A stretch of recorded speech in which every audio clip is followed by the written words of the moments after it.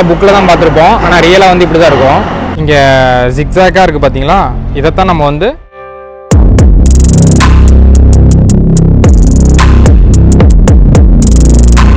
இங்கே பாருங்கள், இது வந்து டாட்டா ஸ்ட்ரக்சரா.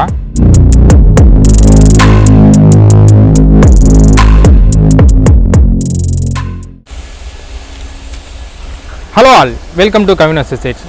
இன்றைக்கி நம்ம எங்கே வந்திருக்கோம்னா ஈரோடு ஜங்ஷனுக்கு வந்திருக்கோம். ஈரோடு ஜங்ஷனில் நம்ம ஒரு ஸ்டீல் ஸ்ட்ரக்சரை வந்து டிசைன் பண்ணியிருந்தோம். அதை செக் பண்ணுறதுக்காக நம்ம வந்து இன்றைக்கி வந்து சைட்டுக்கு வந்திருக்கோம். இன்றைக்கி நம்ம சைட்டில் வந்து லேசிங்னா என்ன, கசட் பிளேட்னா என்ன, ஐஎஸ்ஏ ஆங்கிள்னா என்ன, இஓடி கிரெயின்னா என்ன அப்படின்னு டீட்டெயில்ஸை வந்து இந்த வீடியோவில் நம்ம வந்து பார்க்கலாம். இந்த வீடியோவை வந்து ஸ்கிப் பண்ணாமல் பாருங்கள். ஸோ வாங்க வீடியோக்குள்ளே போகலாம். இந்த ஸ்டீல் ஸ்ட்ரக்சரை பற்றி சொல்லணும்னா, இதை வந்து ஆக்சுவலாக வந்து இன்ஜின்லாம் வந்து ரிப்பேர் பண்ணுற ஷெட்டு. அந்த பின்னாடி தெரியுது பார்த்தீங்களா, அது வந்து பார்த்தீங்கன்னா பழைய ஷெட்டு, பிரிட்டிஷ் பண்ணது.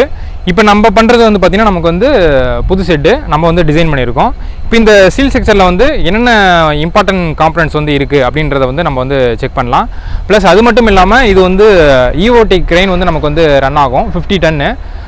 அதுவும் எப்படி இருக்குது அப்படின்றதையும் நம்ம வந்து இந்த வீடியோவில் நம்ம வந்து செக் பண்ணி பார்க்கலாம். சரி வாங்க போகலாம்.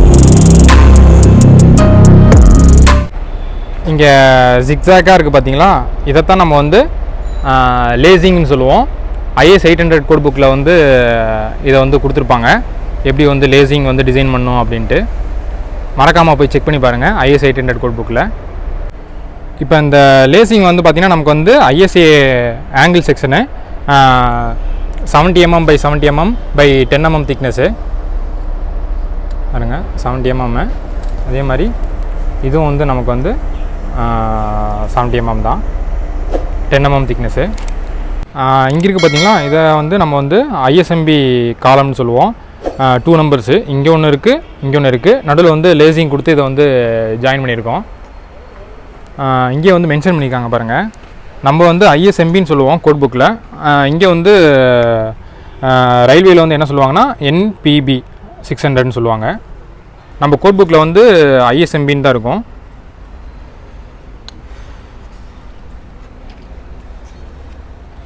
இங்கே தெரியுது பார்த்தீங்களா, இதை தான் நம்ம வந்து கசட் பிளேட்டுன்னு சொல்லுவோம். இதோட திக்னஸ் வந்து பார்த்திங்கன்னா நமக்கு வந்து 10 mm. இங்கே இருக்குது பார்த்தீங்களா, இது எல்லாமே வந்து நமக்கு வந்து கண்டினியூஸ் வெல்டு 8 mm. இங்கே தெரியுது பார்த்தீங்களா, இதை தான் நம்ம வந்து பிரேசிங்னு சொல்லுவோம். இதுக்கு முன்னாடியே நம்ம ஒரு ஸ்டீல் வீடியோ பண்ணியிருந்தோம். அதில் வந்து நம்ம வந்து பிரேசிங் வந்து ராடாக கொடுத்துருந்தோம். ஆனால் இங்கே வந்து நம்ம வந்து ஆங்கிளாக அதை கொடுத்துருப்போம். ஏன்னா இந்த மாதிரி மாசான ஸ்ட்ரக்சருக்கு வந்து இந்த மாதிரி ஆங்கிள் தான் நம்ம வந்து கொடுக்கணும், ராடு வந்து பத்தாது. இந்த மாதிரி கீழேயும் பிரேசிங் பண்ணணும், அதே மாதிரி மேலேயும் பிரேசிங் பண்ணியிருக்காங்க பாருங்கள். இங்கே தெரியுது பார்த்தீங்களா, இது எல்லாமே நமக்கு வந்து சைடு கிளாடிங்கு. இந்த ட்ரெஸ் வந்து பார்த்திங்கன்னா நமக்கு வந்து 20 மீட்டர் ஸ்பேனு. இந்த ஸ்பேன் வந்து பார்த்திங்கன்னா நமக்கு வந்து 20 மீட்ரு. அதே வந்து இந்த ஸ்பேசிங் ஆஃப் ட்ரெஸ் வந்து பார்த்திங்கன்னா நமக்கு வந்து 5 மீட்ரு. இப்போ அந்த மேலே அந்த இடத்துலையும் இந்த இடத்துலையும் நமக்கு வந்து ரயில் ரன் ஆகும். எதுக்காக அந்த ரயில்னால், இந்த EOT Crane வந்து நமக்கு வந்து இந்த எண்டுலேருந்து அந்த எண்டு வரைக்கும் நமக்கு வந்து மூவ் ஆகும். அதுக்காக வந்து அந்த ரயில் வந்து கொடுப்போம். அதை நான் வந்து உங்களுக்கு காட்டுறேன். அந்த EOTோட கெப்பாசிட்டி வந்து பார்த்திங்கன்னா நமக்கு வந்து 50 டன்னு. அந்த 50 டன்னை வந்து இந்த காலம் வந்து நமக்கு வந்து பியர் பண்ணோம். அதனால தான் வந்து இவ்வளோ ஹெவியாக இருக்குது. ஏன்னா ஒரு இன்ஜினே தூக்குறப்ப நமக்கு வந்து அவ்வளோ வெயிட் வரும். அது எல்லாத்தையும் நம்ம வந்து வித்ஸ்டாண்ட் பண்ணோம். அதுக்காக வந்து காலம்லாம் வந்து நமக்கு வந்து பார்த்திங்கன்னா ஹெவியாக கொடுத்துருக்கோம். அங்கே தெரியுது பார்த்திங்களா, அதைத்தான் நம்ம வந்து EOT Crane சொல்லுவோம். ஆக்சுவலாக அது வந்து நமக்கு வந்து 5 டன்னு. ஆனால் நம்ம டிசைன் பண்ணியிருக்கிறது வந்து பார்த்திங்கன்னா 50 டன்னு. இந்த மாதிரி வந்து மேலே வந்து 2 and fro வந்து நமக்கு வந்து மூவ் ஆகும்.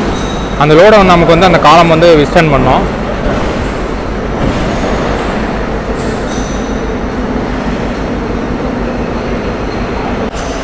அங்கே தெரியுது பார்த்தீங்களா, அதைத்தான் நம்ம வந்து ரயில்னு சொல்லுவோம், இந்த EOT வந்து மூவ் ஆகிறதுக்கு.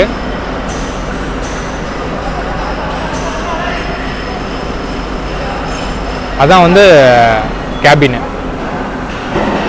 நம்ம எல்லாம் புக்கில் தான் பார்த்துருப்போம், ஆனால் ரியலாக வந்து இப்படி தான் இருக்கும்.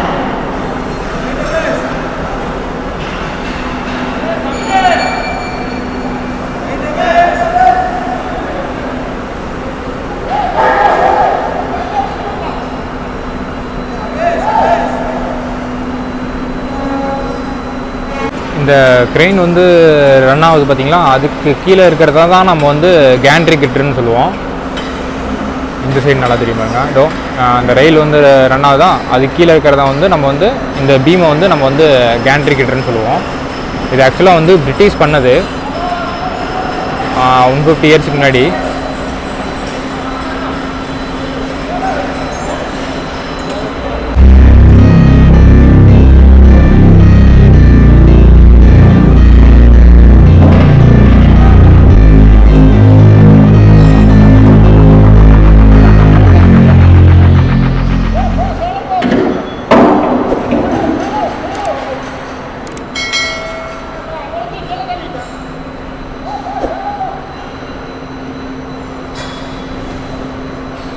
மூவ் ஆகுது பாருங்கள், அந்த க்ரெயின் வந்து மூவ் ஆகுது பாருங்கள்.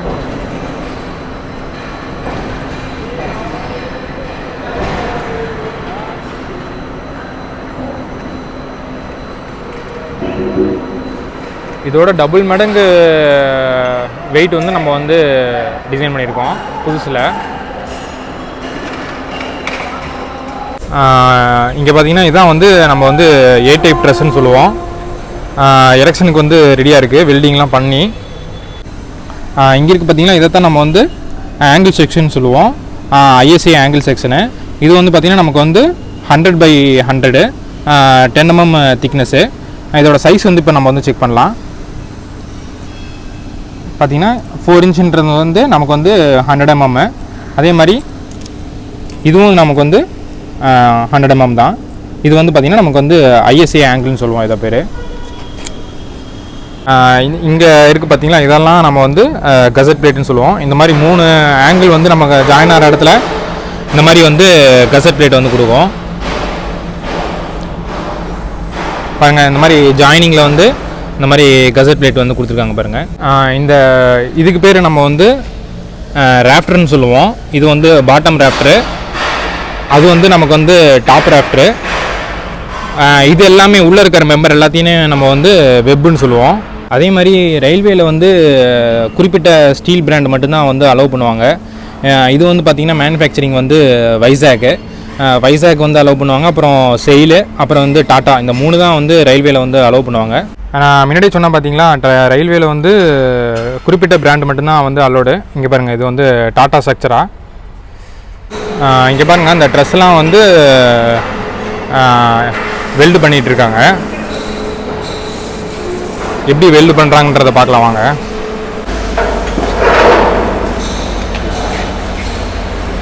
ஃபஸ்ட்டு இந்த மாதிரி வந்து கரெக்டாக வந்து ப்ளேஸ் பண்ணிவிட்டு எம்எம்மில் வந்து மார்க் பண்ணிடுவாங்க கோட்டை. அந்த கோட்டில் வந்து அவங்க வந்து அதை வந்து ப்ளேஸ் பண்ணி கரெக்டாக வெல்டு அடிச்சிடுவாங்க.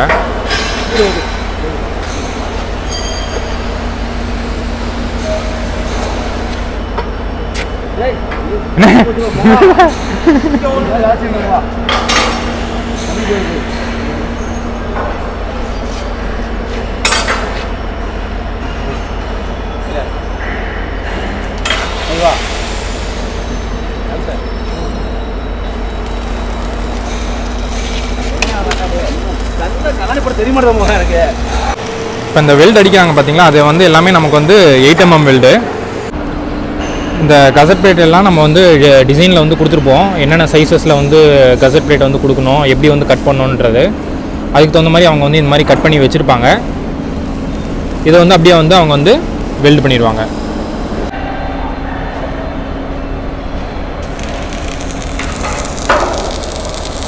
இங்கே நல்லா தெரியுது பாருங்கள், இது வந்து நமக்கு வந்து சிங்கிள் ஆங்கிள், இது வந்து நமக்கு வந்து டபுள் ஆங்கிள். அதாவது 2 ஆங்கிள் வந்து ஒட்டுக்க வச்சுருப்பாங்க, அது பேர் நம்ம வந்து டபுள் ஆங்கிள்னு சொல்லுவோம். ஆக்சுவலாக இது வந்து ஒரு ஏ டைப் ட்ரெஸ்ஸு. இந்த சைடு ஒரு பேருக்கு, இந்த சைடு ஒரு பேருக்கு நடுவில் வந்து வெல்டு பண்ணிடுவோம். அப்படியே ட்ரெஸ் எல்லாத்தையும் வந்து அவங்க வந்து எரெக்ட் பண்ணுவாங்க. அந்த எரெக்ஷன் வீடியோ வந்து நான் வந்து அடுத்த டைம் வந்து வரும்போது நான் வந்து பண்ணுறேன். எப்படி வந்து எரெக்ட் பண்ணுறாங்கன்றதை வந்து உங்களுக்கு வந்து நான் காட்டுறேன்.